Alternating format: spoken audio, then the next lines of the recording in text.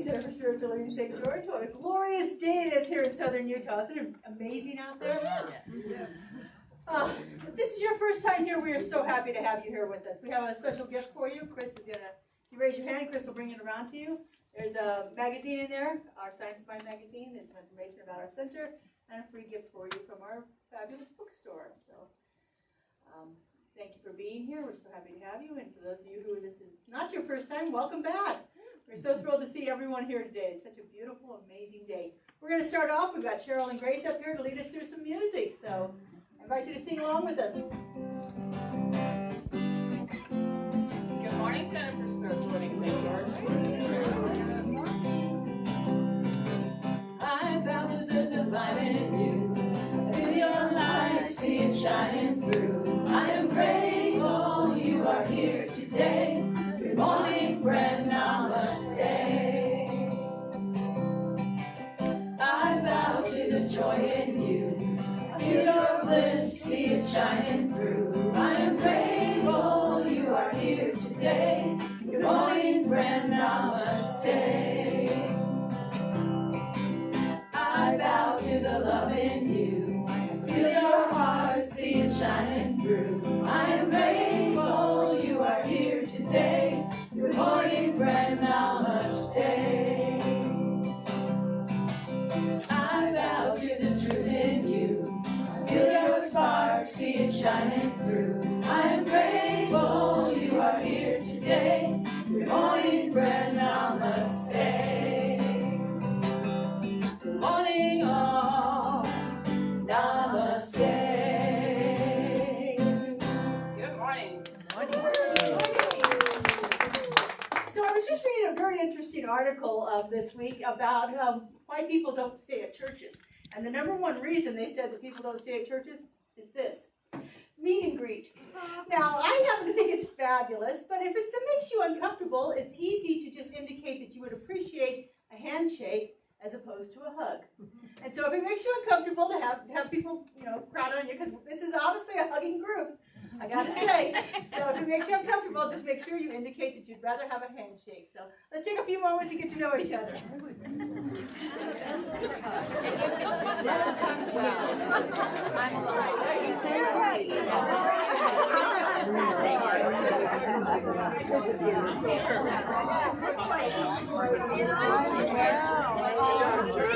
Hey, how are you? Well, you operate.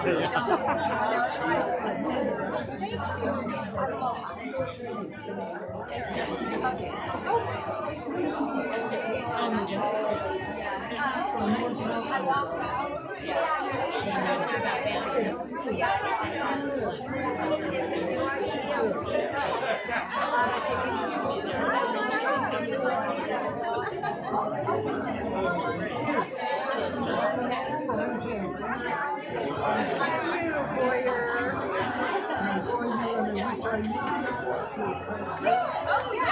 I never met your picture. Cheryl.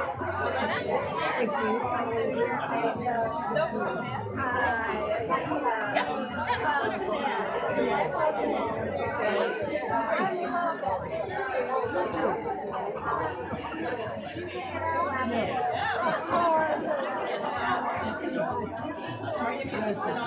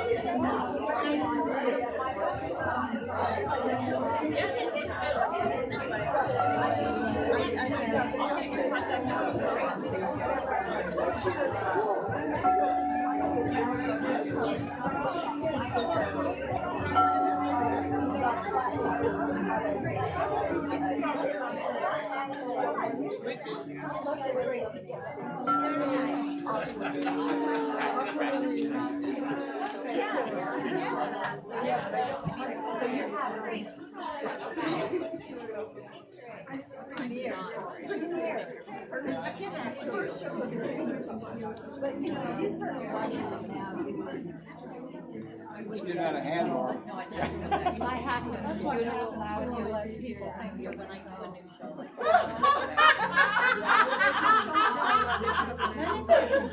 Yeah, that's what that's great. I did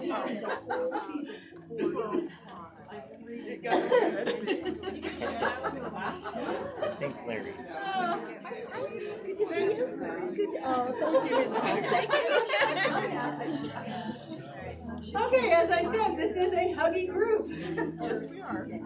Anita says this is what we get when we let people think for themselves. More hugs than ever. More hugs than ever.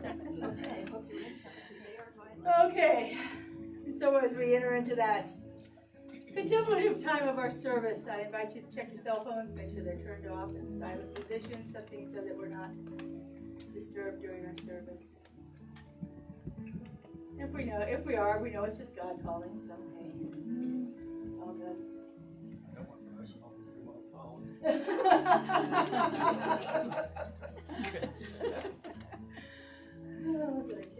Okay.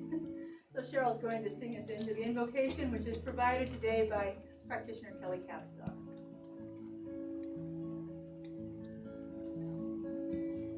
Welcome each day. Trust the divine.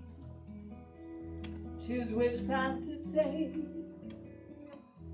which thoughts to align, to find peace so sweet, the truth of my soul.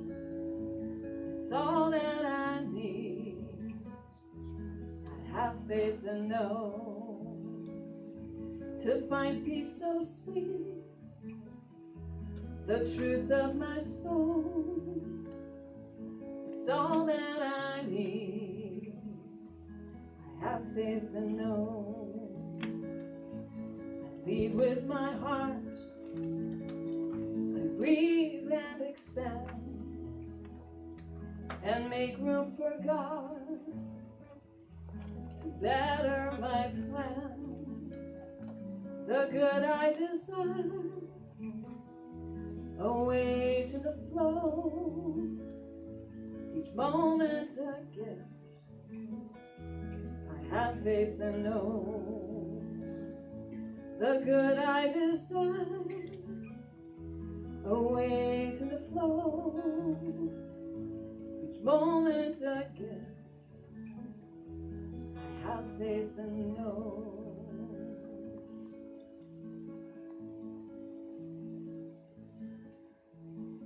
Continuing in this knowing, in this faith, that there is only one power, one presence, one knowing, one life. I consciously align myself with and as this one, feeling the heart beat in my chest, expanding my awareness to the hearts that beat in those around me. Feeling the breath in my lungs, feeling the breath in my body, and knowing that that breath is shared by the planet, by the trees, by the plants, by everything that walks or flies or swims on it, in it. For that breath is life, that breath is God in action. And in the uniqueness of each of us individually, we find that commonness of oneness. And we find the sameness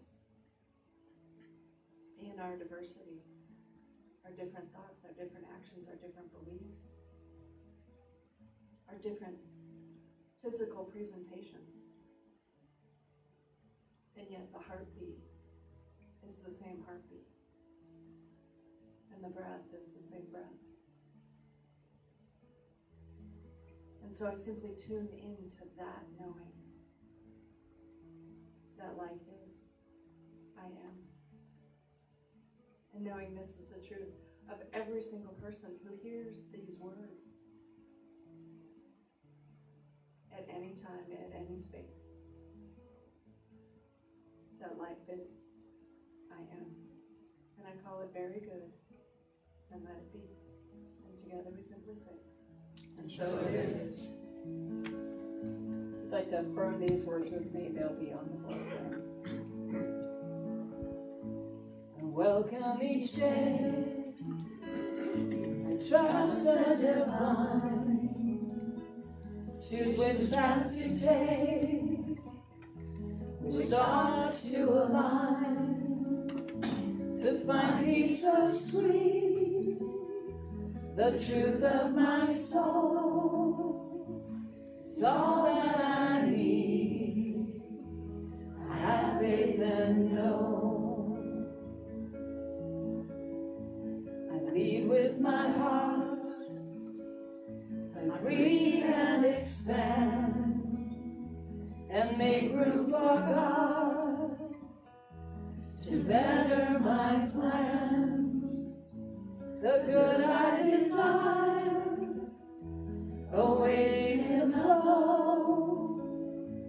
Each moment a gift, I have faith and know. Each moment a gift, I have faith and know.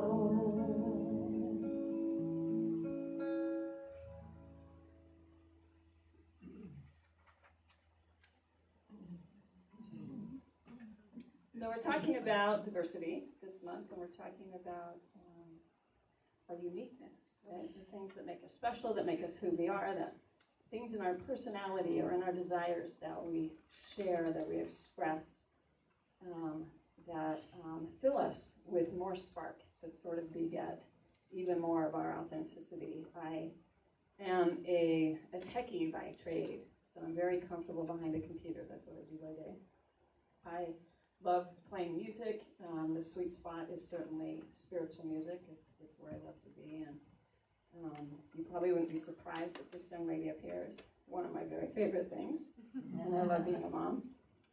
So just as we ponder that, being that uniqueness and that expressiveness, and we think about what we love in our lives and what we love about ourselves and what calls to us, our passions and our hobbies. And sometimes we do that in a song, right? Raindrops on roses and whiskers on kittens, bright copper kettles and warm woolen mittens, brown paper packages tied up with strings. These are a few of my favorite things. Cream-colored ponies and crisp apple strudel, doorbells and sleigh bells and schnitzel with noodle, wild geese that fly with the moon on their wings. These are a few of my favorite things. Girls in white dresses with blue satin sashes, snowflakes that stay on my nose and eyelashes, silver white winters that melt into springs. These are a few of my favorite things.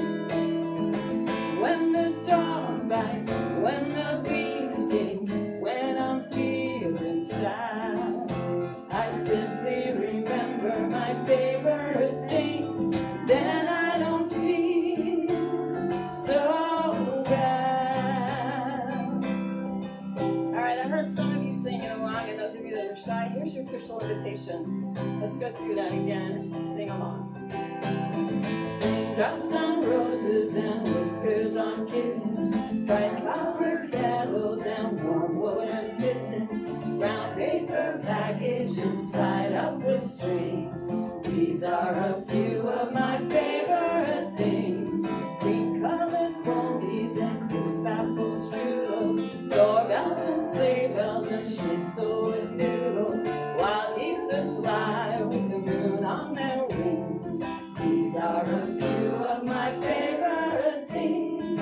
Girls in white dresses with blue satin sashes, snowflakes that stay on my nose and eyelashes, silver white winters that melt into springs.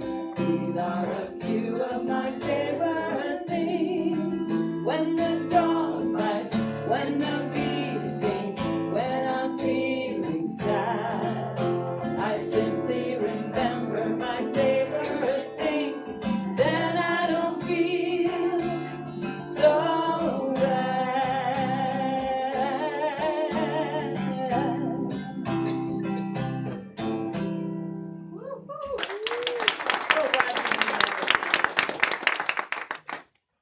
You guys are beautiful. Wow.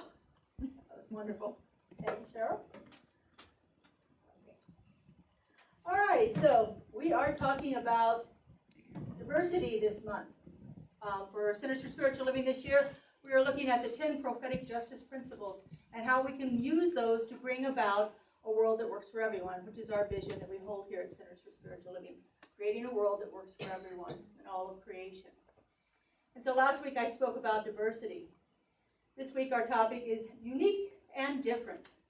How each one of us is a unique creation of God, or each creation of God is unique, but each individual within that creation is a different representation of it.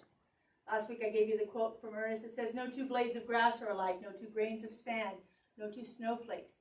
Each thing is a unique creation, but each individual is different within it. So last week I started off by talking about this wonderful, amazing being that has been accompanying me on my meditation the last week or so. This is not the picture of it. I wanted a nice clear one today for you. This one came from Google. Thank God for Google. So I have this Oriole that's been, actually, I now have the pair of them. I've seen both of them, the male and the female, are in my backyard. Kelly was staying with me this weekend, and I bought this elaborate feeder system, and I've hung it right outside of the picture window in my living room. And we decided this morning that that was probably a bad thing, because we didn't want to leave. The birds were so fascinating, between the hummingbirds and the Orioles, and then I've got a mockingbird too that's come around. So we were just absolutely thrilled to watch these beautiful creations of God that have been showing up here. And as I told you last week, I had an amazing, powerful reaction to this creation of God, this unique and beautiful expression of the divine. I mean, I was jazzed beyond belief to have that thing come and visit me. Well, Monday morning I got up, like I always do, ready for my meditation, and I walk out into the living room, and another creation of God, just as magnificent, just as unique, just as perfectly designed as this beautiful Oriole here, was visiting me in my living room. Now, I had an amazingly strong reaction. I was not at all ministerial.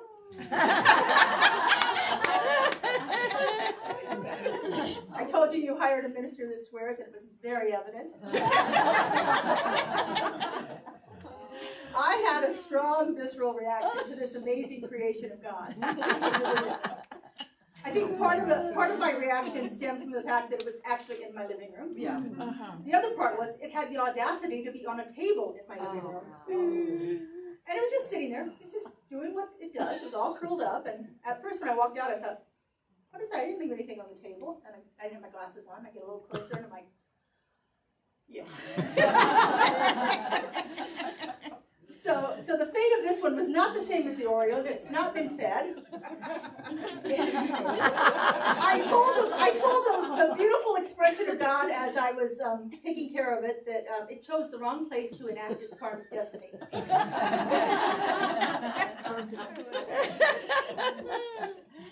So my question, to the desert. Yeah, I went to the desert. I've lived in the desert for over 40 years. This is the first time I've ever had them in my house. But anyway, so here we have these two beautiful, unique expressions of God. They are both of them absolutely perfectly designed by the Creator to fulfill the niche that they are in. They are there to serve purposes. I don't have bugs in my house. Well, I also have it sprayed, which helps too, but these guys eat bugs. These guys eat bugs too. Both of them are designed to eliminate those pests or to try to keep that population under control. And, if you're a person who likes bugs, that's, probably not your favorite thing to hear that they get to eaten by these things, but they are designed to fulfill a very specific purpose. And they occupy that niche perfectly. They are both absolutely unique, and they are both completely different. As was my reaction to them.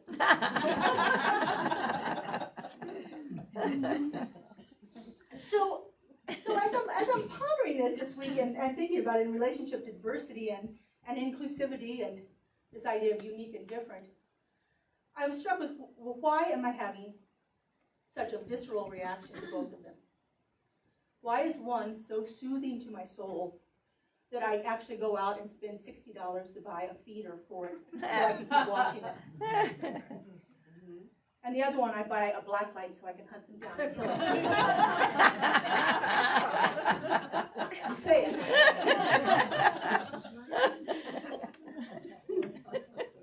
You know, so I have to look at myself and see what that is. Well, we're reading this book called Blind Spots, Hidden Biases That Good People Have, for our book of the month. And so they talk a lot about this idea of biases. They call them implicit biases. Implicit biases are those things that are operating in our consciousness that we may or may not be aware of. In religious science, we often call this race consciousness. It's those ideas that we have internalized from our experiences, from our history, from our culture, from our families. And there's ideas that we are operating within our consciousness, and we may or may not be aware of them. But they impact us greatly. I had a long period of being impacted by that visitor on Monday morning. And it impacted me greatly. And you know, normally insects get released in my environment. That's what I do with them. This one did not. Well, it was released from this life, Yes. but you know. Again, bad place for karmic destiny to be enacted.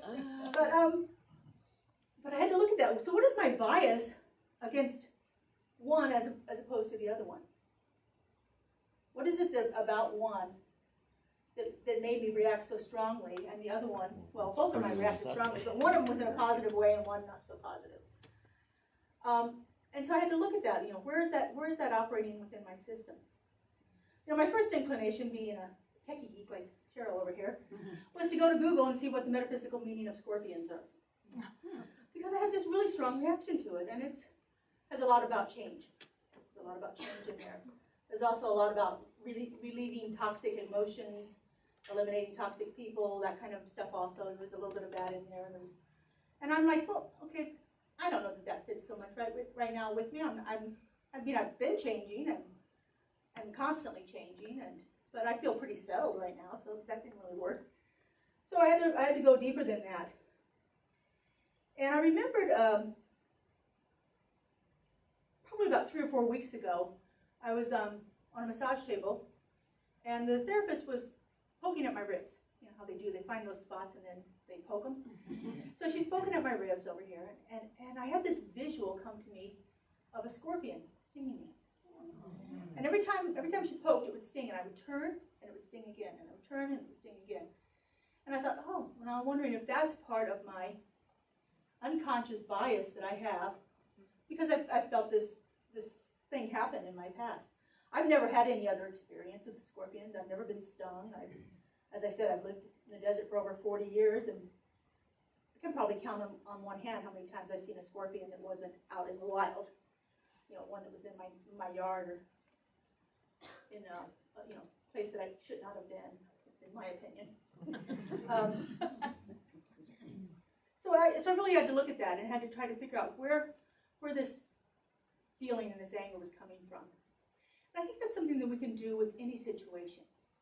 Anytime we feel that tense up within us when we're exposed to somebody else, to some other situation, to a creature, that if we start to look at what is behind that. In the book, they talk about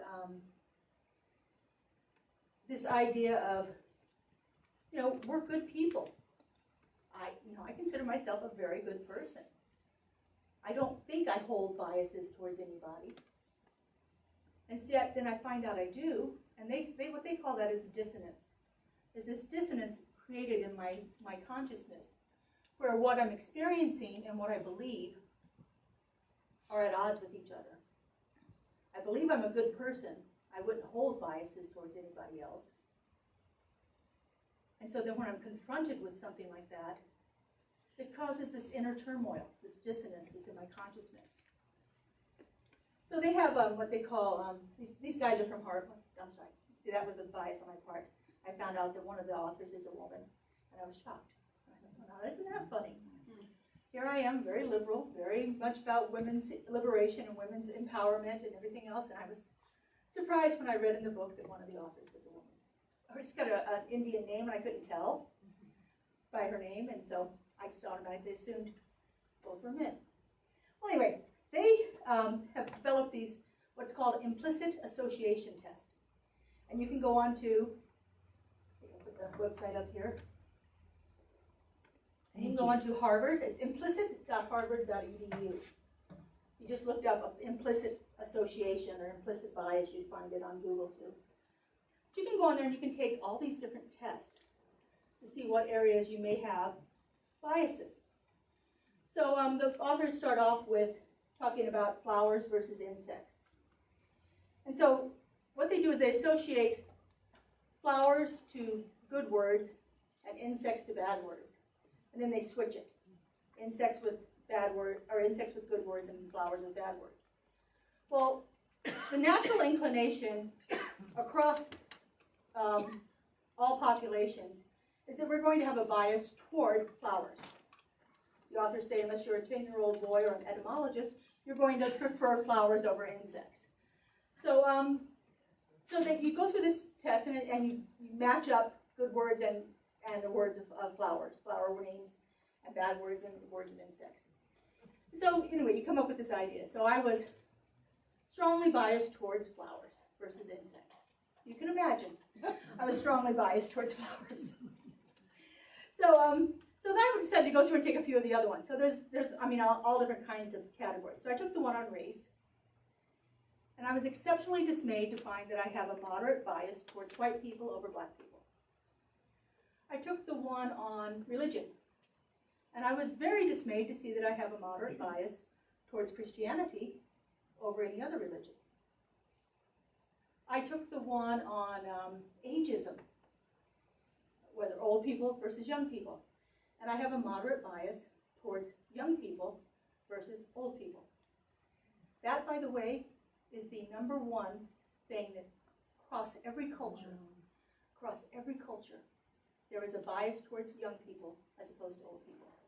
So we think about some of these cultures where the elderly are revered, and still in those societies, there is a bias towards young people versus old people. I took the one on gay versus straight. I was very thrilled to know that I have no bias whatsoever. That thrilled me. And then I took the one on fat people versus thin people. And I have a slight bias towards thin people versus fat people. Now, I was raised in a fat family. I've raised with generational obesity. I have been obese my entire life. And yet I have a slight bias towards thin people versus fat people. It's very interesting to see this. But it can also cause a lot of disturbance in us, that dissonance we're talking about. This is the disclaimer that they put on their website. Basically, this test may cause you to be disturbed by taking it. Oh no, that's the definition. Never mind. That's the definition we put. Yeah, I forgot to put that up there. If you are unprepared to encounter interpretations that you might find objectionable, please do not proceed any further. Yeah, put that on the front door.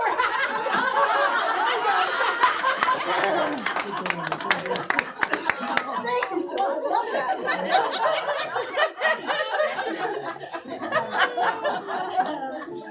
Should have just taken Top that.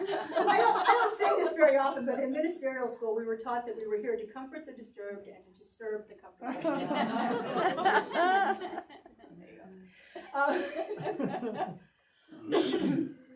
Okay, so anyway, it can cause a lot of dissonance within us. When these biases are revealed to us, they can cause that internal strife within us. They cause us to oftentimes act out in a way that we would not normally act out. When we're confronted by somebody believing that we have this bias, when we haven't examined it ourselves and we're not aware of it, we get very defended. Our hackles get up. We get really riled up about that. You know, how dare you assume that I'm prejudiced about whatever. You know. But we do. We are. And we are because of our culture, our environment, not because of anything we have explicitly done, generally. Generally, it's these ideas that are so deeply embedded within our culture, within our society, that we're not even aware that they're operating in our lives. And then once we become aware that they are, that dissonance starts. That internal strife between what I believe I should be doing, should be, how I should show up, and what I've now been faced to see that I'm not showing up that way. It was very dismaying for me to see that I had a bias towards thin people over fat people. I thought I'd worked through a lot of that. But as a society, we value thinness over fatness. We value youth over age. I grew up in a Christian environment. I grew up in a Christian society for the most part. I love other religions. I love studying them. I actually just really get into that. I love to see the beauty of each religion that I study. And yet there's this part of me that has a bias towards Christianity. That's what I was raised in. That's what I know. That's where my family is. That's the culture I was indoctrinated in.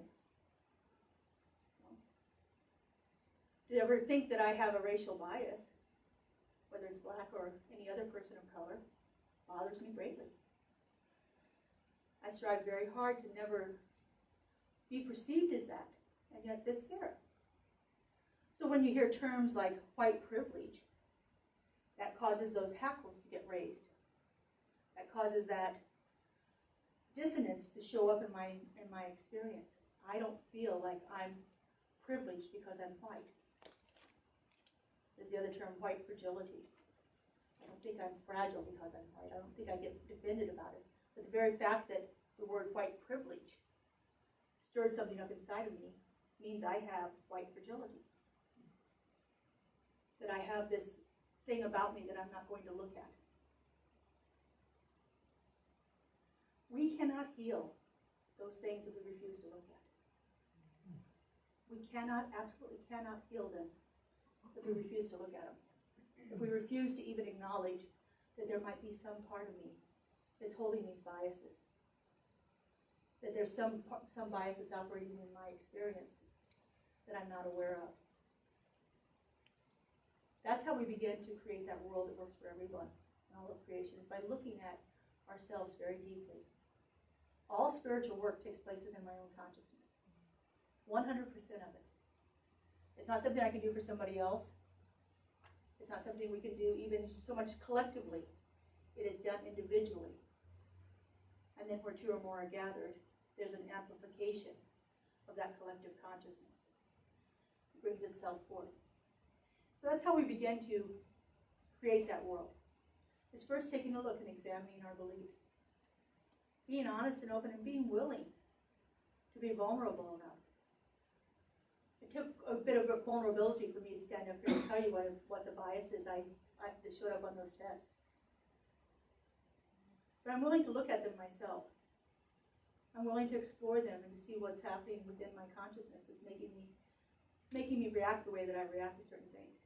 And now that I have the awareness of it, I can be more cognizant of all of my behaviors, all of the feelings that I have when I encounter any of these experiences that cause that dissonance to rise up within me, that internal turmoil, that feeling of yuck, or to have my hackles rise, where I'm ready to defend and attack, because I'm feeling that I've been attacked by whatever this is.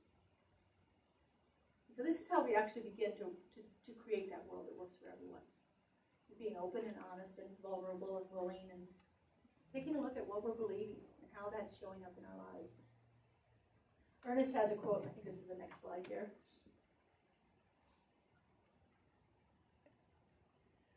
Everybody here is that unique expression of God. We are all that individualized point of God contact right here on earth. But none of us are alike. None of us.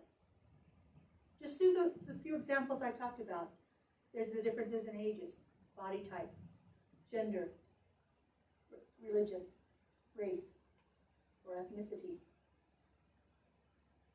Each individual is a unique variation in the universe. No two people are alike. And yet all people are rooted in that which is identical. And by looking at that and keeping that fresh in our mind, that all people are rooted in that which is identical. In other words, we are all rooted in the divine, in that one creator, that one power, that one presence. That's the truth of our being. And if we can keep that fresh in our mind, then we actually become more open and aware. But there's a problem with this, and that is to gloss over those feelings I'm having by just saying, we're all one, and not looking at what I'm feeling inside. That's actually what we call spiritual bypass. If I say, oh, everybody's the same, we're all God, we're all good, and yet there's something inside of me that's saying, yeah, but not them. Yeah, but not that scorpion. And then when I get that feeling inside of me, that's for me to look at. And that's where my work is. That's where I can take those feelings inside into my spiritual practices. Take them into contemplation, meditation, journaling. See what gets revealed. None of this is something that we need to feel ashamed about, because it is operating in every single person. Every single person has some bias on that. There's about 20 or 25 of them listed on the website there. And every single person has some bias somewhere. I didn't have a bias against gay or straight, but I sure did on everything else. So there are some things that we've healed a lot of our work on that. And there's some of them that we haven't. But we still need to look at what's happening there, what's operating there, and what are we believing. Today we've got a video that we're going to show at 12:30. It's a 22-minute video about the topic of white privilege. And then we're going to have a little discussion afterwards. And I invite you all to stay if you're interested in that. Again, it's not about saying anybody is wrong. This is unconscious, hidden beliefs that have been operating in our entire society for generations. And so beginning to look at those and examine those and to see if we can bring it up to the surface to be healed. We cannot heal that which we refuse to look at. So I invite you to stay for that after service, if you're interested in that. And we will just continue to know that there is a perfection operating within us. And it is wanting us to grow and expand and evolve in that consciousness of perfection. It's not about covering it up. It's not about saying it doesn't exist. But it's about bringing it to the surface and allowing it to be healed. Chris? I was just going to say, that is the animal totem spirit of the scorpion.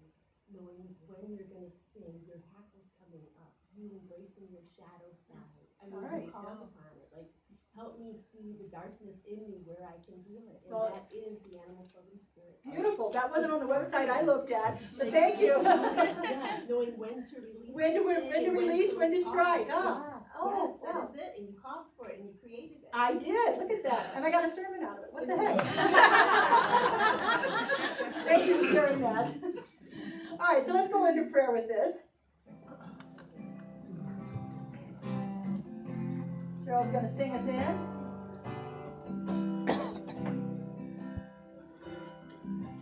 Come together, heart and soul, as we love together. Young and old, we will sing together, together in one song. Come together, from different worlds we are drawn together. In our own way we can pray together. Together we are strong. I see God in you.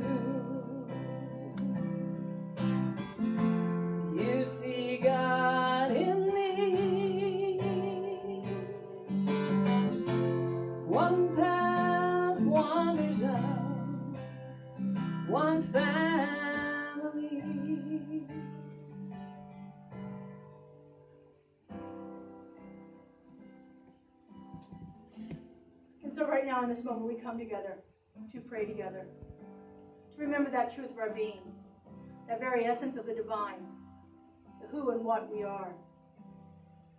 And I know that right here and right now there is only that one power. It is operating in, through, and as each one of us. It is that power of unconditional love, of perfection and wholeness. It is the divine making itself manifest right here, right now, in this time, in this place.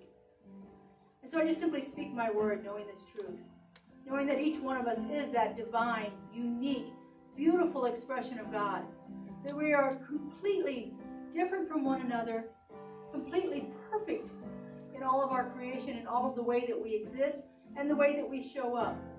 This is the truth of who we are, and it can be no other way. For we are made in the image and the likeness of the one, endowed with all that God is, with that perfection, that wholeness, that unconditional love, and that infinite peace. And I know that as we remember this truth, that this power and this presence makes itself known in our experience, that all of our interactions unfold easily and effortlessly. As we become aware of those hidden places within us, with that darkness, with those places of dissonance that are moving through us, and we bring those to the surface, we allow ourselves the space and the time and the love to heal, to begin to create that world that works for everyone in all of creation. This is high and holy work, and I know that we are infinitely capable of it. And so I just give thanks for this knowing. I'm so grateful to feel this power and presence, and I'm so grateful to see it operating in the lives of everyone. Everyone. No matter their age, no matter their race, no matter their gender, their sexual identity, their religion, no matter what, the power and the perfection of the one is right there present. And so I just release this word into the law, into the creative mind of God that always says yes, that knows nothing else except for this truth. I let it be and I let it go.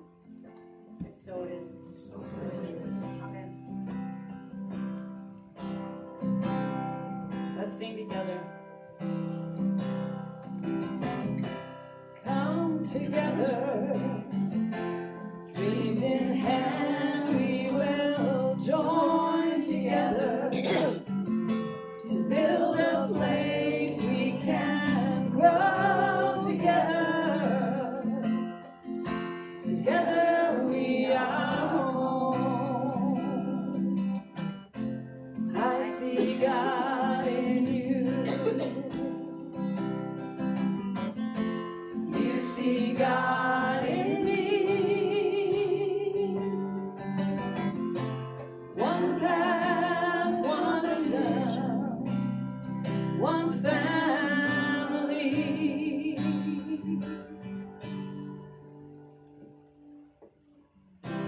Come together, heart and soul, as we love together.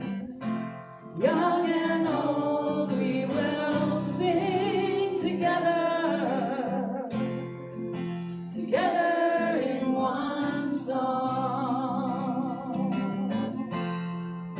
together in one song,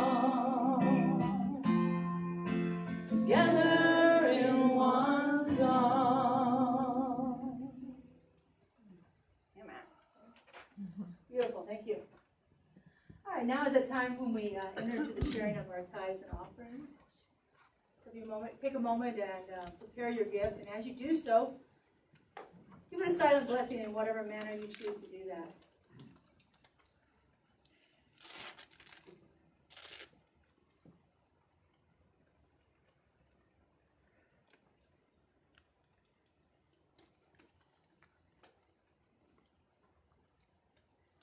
If you would repeat after me, this gift I give.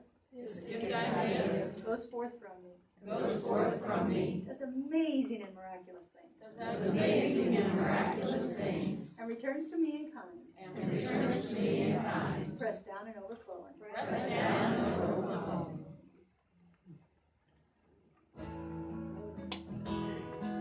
Music. Sing with us while we're doing this.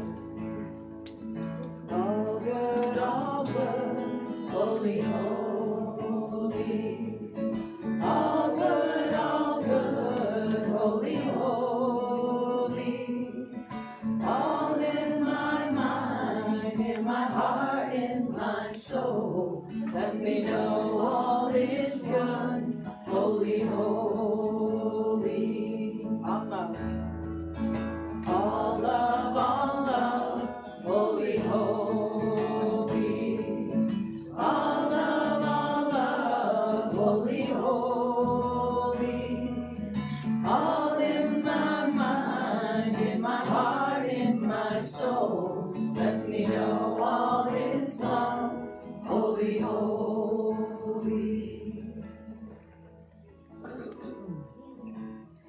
And how grateful we are to receive this offering, to know that it is blessing this community in beautiful and untold ways, and that this blessing moves out from us, filling this community, this greater community of St. George and beyond, with the most amazing experiences possible.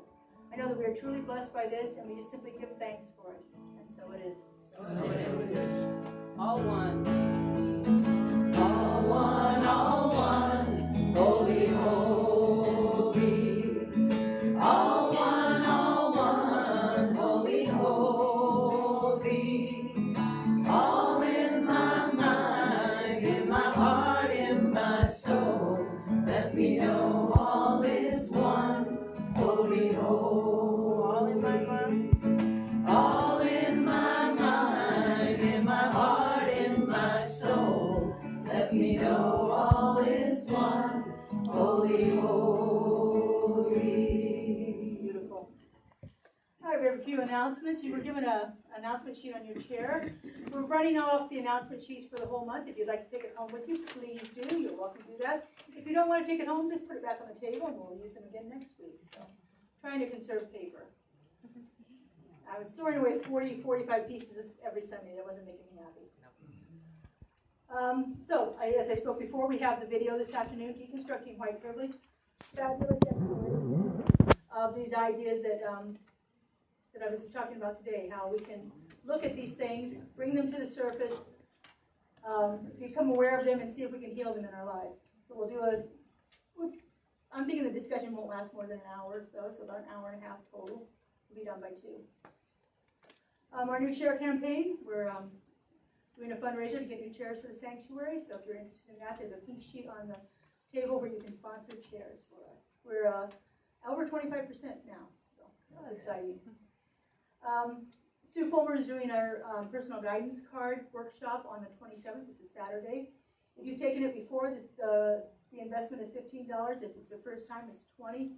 It's a great way to get a little more awareness about what's happening within our own lives.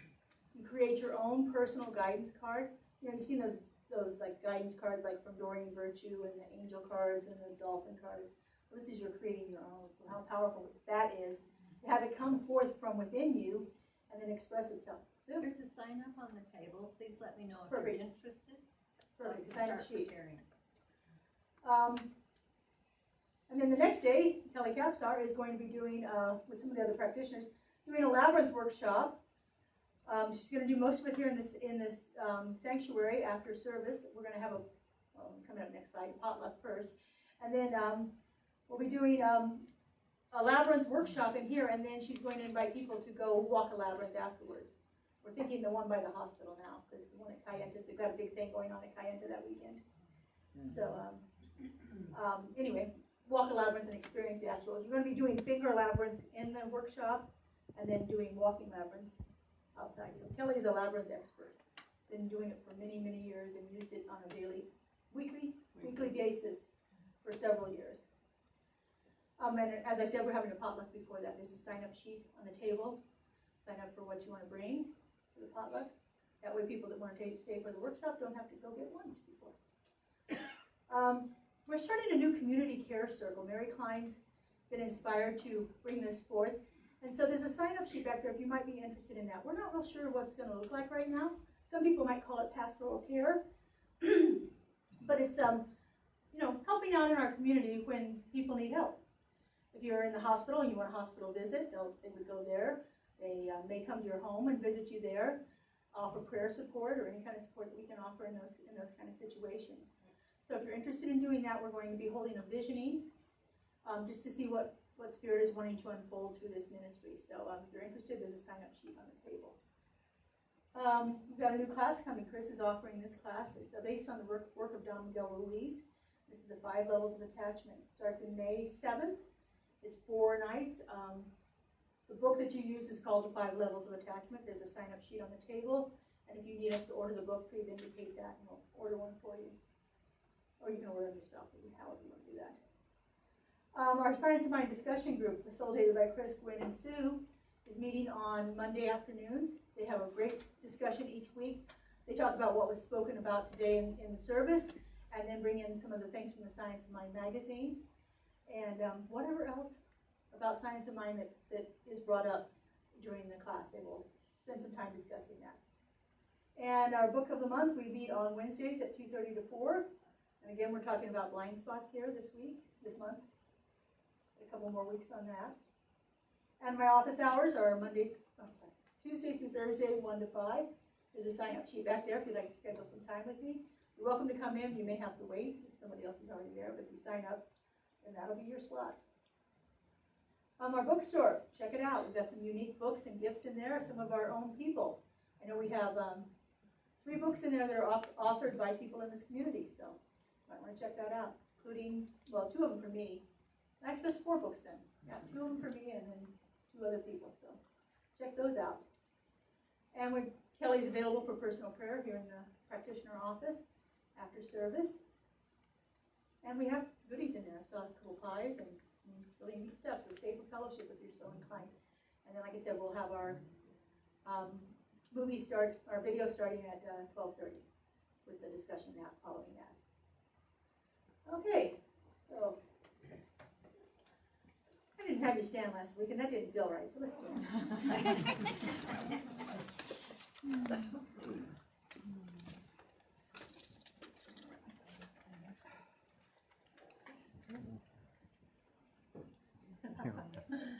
All right, just repeat after me. Something wonderful is happening through me right now. Something wonderful is happening through me right now. It is this thing called life. It is this thing called life. Life is in my mind. Life is in my mind. Life is in my heart. Life is in my heart. Life is in all that I do. Life is in all that I do. I am it. I am it. I embrace it. I embrace it. I share it. I share it. Just the way that it is. Just the way that it is. And just the way that it's becoming. And just the way that it's becoming. Thank you, life. Thank you, life. So it is.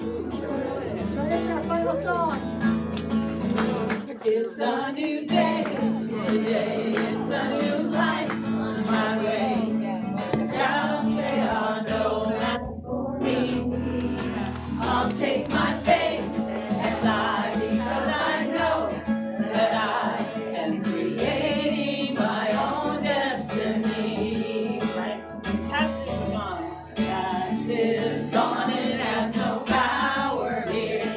I'm a mighty force in spirit's atmosphere. So I choose to grow. Yes, I choose to thrive. This longing will not be denied. It's a new day. Today it's a new life. On my way.